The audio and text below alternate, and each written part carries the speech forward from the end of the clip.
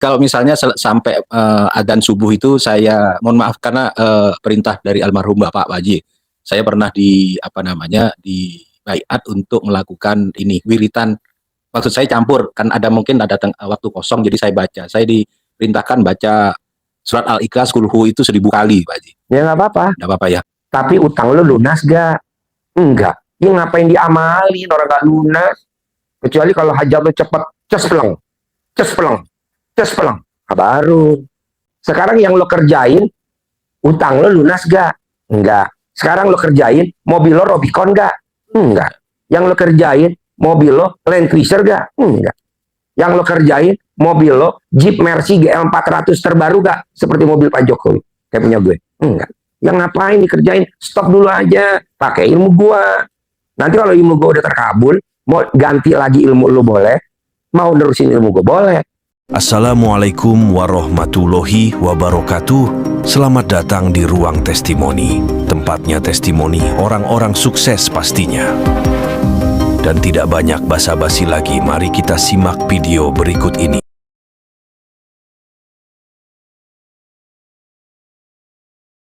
Karena lo banyak ngeluh dibandingin banyak syukur. Coba ngeluhnya dikurangin. Kalau ngeluhnya 1, balasannya syukurnya 1.000. Kalau lo ngeluhnya 5, berarti syukurnya 5.000 kalau pengen terkabul. Ini kan enggak. Ngeluhnya 5, syukurnya enggak ada. Ngeluhnya 2, syukurnya enggak ada. Gimana mau terkabul? Udah gitu mau gratis lagi. Kayak Nadia. Utang lunas tanpa bayar, tanpa nyicil. Yang ngeluhnya berapa Nadia? Saya ngeluhnya 5 Pak sehari. Syukurnya 5.000. Oke. Tapi utang lu lunas tanpa bayar, tanpa nyicil, tanpa jual aset. Dilakuin tuh. Ini kan enggak tamu-tamu yang hadir di sini. Ngeluhnya 5, syukurnya enggak ada. Harusnya bersyukur, Pak. Alhamdulillah. Alhamdulillah utang saya lunas tanpa bayar, tanpa nyicil. Alhamdulillah. Alhamdulillah umur saya panjang, rezeki panjang, kesehatan panjang, pernikahan panjang. Alhamdulillah, alhamdulillah, alhamdulillah. Alhamdulillah terus. Karena ayatnya kan, siapa yang mensyukuri nikmatku, akan aku tambahkan lagi nikmatnya. Yang benar begitu. Nggak ada ayatnya gini. Siapa yang ngeluh, akan aku tambahkan lagi nikmatnya. Nggak ada. Kenapa yang nggak ada dikerjai? Nah, coba mulai nanti Bapak pulang dari sini, jangan ngeluh. Kalau Bapak ngeluh, saya ngundurkan diri. Bapak cari pengobatan yang lain. Saya udah bilang sama tamu saya, kalau lo ngeluh, gue ngundurkan diri ya bos. Karena gue nggak kurang pasien bos. Alhamdulillah. Ini kan ngeluh. Nah gitu. Jadi banyak syukur daripada banyak ngeluh. Gimana nih Ji? Biar gue punya duit 5 miliar nih Ji minggu ini. Ya lu mau praktekin ilmu RDA yang mana? ML? Boleh. Tahajud? Boleh. Bangun jam 00? Boleh. Apa aja? Ada lagi? Apa lagi? Pegang mic-nya, gue gak dengar. Pegang mic-nya.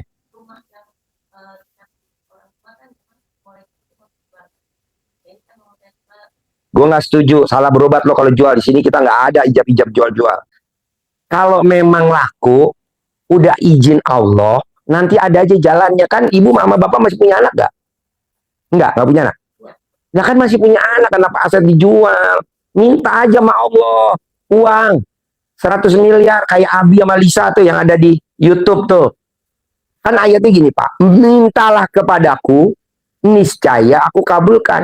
Ngapain mesti jual aset? Minta aja sama Allah 100 miliar ya Allah minggu ini ya. Oke. Ini enggak mau jual aset. Buat apa aset-aset dijual? Buat anak, buat cucu. Kalau kita apa-apa dijual, enggak bersyukur benar sama Allah. Kalau menurut saya. Tapi terserah ibu mau bapak.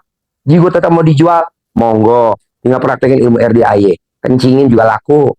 Siram reneman sana dalam juga laku. Atau apa nggak bebas? Ada lagi? Ya pegang mic-nya kan gua nggak dengar.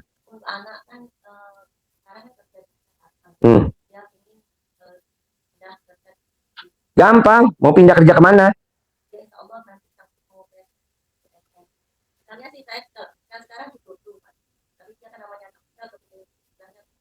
Ya iyalah pindah lah, ngapain kerja abal-abal bu. Berapa gaji dia terakhir? 6 juta. Sedekahin dong gaji terakhirnya 6 juta. Boleh duitnya dia, boleh duitnya ibu. Sedekahin ke Allah 6 juta. Nanti dia pindah. Kayak anak saya aja. Papa, aku pengen praktek dokter di rumah sakit yang ganteng-ganteng. Emang ada pasien yang ganteng-ganteng? Kata papa ada. Emang papa ngomong gitu? Kan kata papa ucapan adalah doa. Jadi aku ngucapnya pasiennya ganteng-ganteng. Bisa apa? Oh. Berapa duit kamu ada di tabungan? 7 juta. Sedekahin semua. Kocok. Keluar namanya. Praktek di rumah sakit TNI Angkatan Udara Salamun Bandung. Itu pasiennya kan ganteng-ganteng. Coba kalau praktek di rumah sakit Cipto Mangunkusumo. Pasiennya pembunuhan semua. Udahlah, ucapan adalah doa, tinggal ibu ngucap apa, pasti diterima sayang. Pasti. Berapa gaji kamu terakhir, kata Pak Haji? 6 juta, sedekahin. Nggak punya, mama pakai uang mama, sedekahin. Terima. Karena sedekah itu tolak bala, Bu. Orang yang suka geser-geser posisi jabatan orang, kalau yang orangnya digeser sedekah, itu bonusnya dari Allah mati, Bu. Nggak hidup. Kan lumayan. Misalkan anak ibu lulus, digeser sama orang HRD, karena dia mau masukin adeknya. Ibu udah sedekah dulu 6 juta. Lumayan HRD-nya mati. Ngurangin penduduk. Alhamdulillah. Program pemerintah. Pokoknya sekarang yang jahat-jahat sikat aja dah. Ngapain hidup di muka bumi ini? Pakai apa? Pakai sedekah. Tolak bala. Yang dablek-dablek, yang galak-galak, yang suka ngancem-ngancem. Udahlah. Keluar lo dari dunia Allah. Pindah ke alam baka gitu. Daripada kita kasih tahu berantem. Udah nggak level zaman sekarang berantem. Zamannya sekarang apa? Zamannya sedekah. Namanya nyantet halus. Ada lagi? Pertanyaan nih. Ya ibu tinggal bapak ngikutin ilmu RDI aja. Kan bapak bisa nyimak. Apa tuh ilmu RDI? Praktekin aja. Emang ilmu RDI susah? Enggak. Emang pakai mahar? Enggak. Ikutin aja. Ya udah dilanjutin terus. Jangan berhenti. Kalau bapak hari ini terkabul, kayaknya yang juara protes gue dulu ke Allah. Masa baru 3 hari udah terkabul. Gue yang protes. Terusin bos. Lo kenapa proyek lo hancur? Kenapa lo salah beli? Emang tiap malam gue tahajudin. Gue ijab kalau tengah malam. Allah. Bapak yang gendut, bom-bom kar, palanya ubanan, orang Surabaya, kelilit utang. Amin, amin. Nah, lu tenang aja bos. Ada lagi? Dari jam 12 sampai subuh itu Nggak boleh tidur. Nggak boleh. Jam 00 bangun. Senyum. Mandi pagi. Tahajud. Baca Quran 12 juz. 2 rakaat sebelum subuh. Sholat subuh. Tidak boleh tidur sampai matahari terbit. Kalau ada yang jahatin bapak. Kalau ada yang usilin bapak. Tukerannya mati. Nah gitu aja. Misalkan bapak mau tender. Dijolimin. Bapak ikut ini. Di-cut gini. Kurangin penduduk bos. Lumayan bantu program pemerintah. Penduduk udah kebanyakan. Nah, kedua, paksain bapak bisa nggak bisa. Jangan diseselin apa yang udah terjadi. Bapak kan suka nyesel. Kalau begini kemarin gue nggak usah minjem. Jangan pak. Karena orang bank, orang BPR, orang-orang riba tiap hari tahajud di sini. Biar banyak yang minjem. Kata anak yatim. Amin. Nah lu pada kena. Iya, Bapak coba lihat nih kalau Bapak ngobrol. Bapak kerja di mana? Saya di bank. Bapak kerja di mana? Saya di BPR. Bapak kerja di mana? Saya rentenir. Saya kerja di mana? Saya spesialis riba. Semua pada tahajud, Pak. Apa saya larang? Enggak. Udah lo ijab aja yang banyak lo, Bos. Biar apa? Biar pasien gue banyak. Ini banyak pasien. Intinya gini, Pak. Tidak ada yang serba kebetulan. Semua udah seizin Allah. Jadi Bapak jangan diseselin. Kalau begini gue nggak mau usaha ini. Ya nggak bisa lah. Nikmatin, jalanin, syukurin. Kalau Bapak kan sama Ibu mikir, komen, ngeluh. Jangan dong bos. Nikmatin aja. Nikmatin aja. Kadang kita baru denger ceramah. Ini dosa. Ini dosa. Jangan terpengaruh Pak. Emangnya dia Tuhan.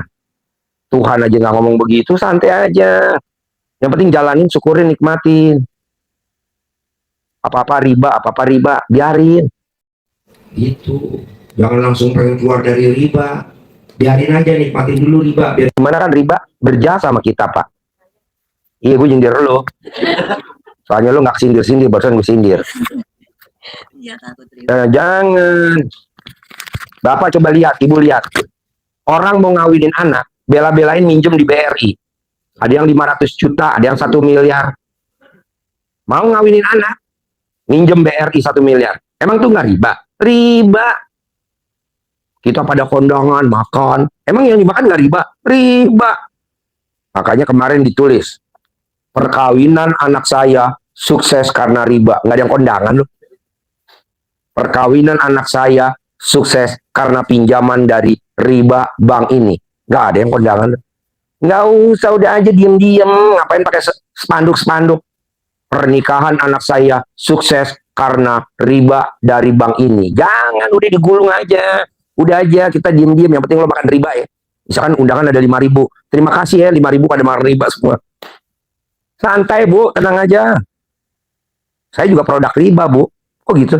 Ya dulu gue sekolah minjem di BPR. Jadi sarjana riba gue. Tapi kan pasiennya banyak tuh. Dia kan hasil riba semua. Udah aja nyantai, jangan digembor-gemborin. Kalau kita mau keluar dari riba ya pelan-pelan. Ibu sih takut riba.